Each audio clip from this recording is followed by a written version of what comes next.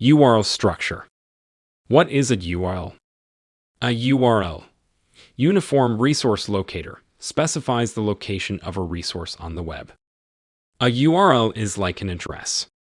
Just like you can find a building with its address, you can find a page on the internet through its URL. URLs were designed to replace the IP addresses, which are just long strings of numbers that computers use to communicate with servers. It makes the web easier to browse for humans. The anatomy of a URL. What do a URL's elements mean? First is the protocol. The protocol indicates how a browser should retrieve information about a web page. The standard is HTTP or HTTPS. The S stands for secure. You might also have seen Mailto, which opens the user's default mail client. After the protocol is the subdomain, which help organize different sections of your website. You don't always need a subdomain, depending on your CMS and your website structure. The most standard subdomain is www. You might also see subdomains like blog or store or help, but a subdomain can be almost anything. For example, the helpdesk of One Turin International Group website lives on the subdomain helpdesk, so its URL is helpdesk.odagroup.org. After the subdomain, if you have one, is the most important part of the URL, the domain name. This is the human-readable version of a website's location on the internet. Your domain name should be the same as your business name if you're running a business website. So, OTA Group's domain name is Odagroup. Your domain name is up to you, but it should describe the contents of your site. Keep in mind that you need to purchase your domain name from a registrar, so you are going to be constrained by what domain names are currently available. The next piece of the URL is the top-level domain, or TLD. This is the suffix that appears at the end of your domain name. The most common is .com, but you'll see hundreds of other options, including .net, .org, .edu, and so on. The domain name and top-level domain together form the root domain. The final piece of a URL is the path. This refers to where an asset, such as a page, a blog post, or a file, is stored on a website. It can also include organizational elements of your website, such as subfolders or dates. Not all URLs will have a path. Your homepage is an example of a URL without one.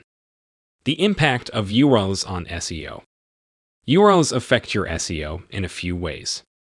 They improve the user experience. They're a ranking factor in search engines. They help users and search engines understand what your content is about. Best practices for writing URLs. Include your primary keyword. Use hyphens between words. Keep them short and simple. Describe the page contents. Make sure they're descriptive. Include your target keyword in your URL. This isn't absolutely necessary, but it's a good practice to follow if you can.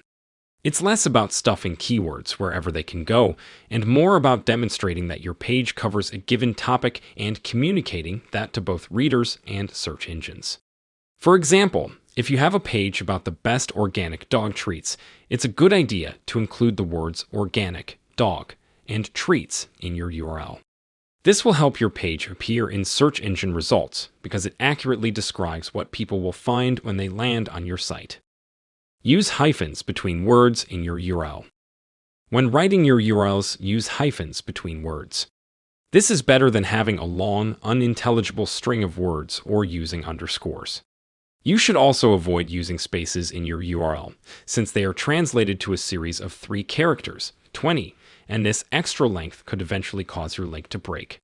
Google's developer documentation specifically recommends using hyphens between words, so it's advice you want to follow.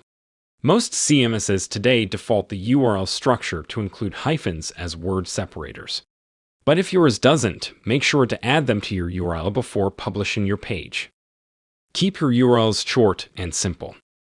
This advice comes straight from Google as well. Readable words are better than long strings of numbers. The key is making your URL straightforward and easy for humans to read and search engines to understand.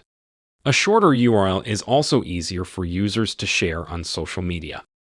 Finally, make sure your URL describes the page that users will be landing on.